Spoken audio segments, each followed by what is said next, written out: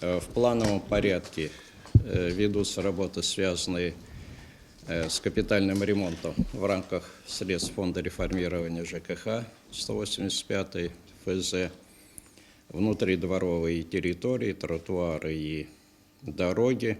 В плановом порядке наибольший объем работы – это капитальный ремонт проспекта Циолковского в плановом режиме. Завершаются конкурсы по тротуарам, и все работы завершим в срок. Значительный объем работ выполнен уже на сегодняшний день. В пресс-релизах администрации соответствующая информация есть и с указанием объема и адресов.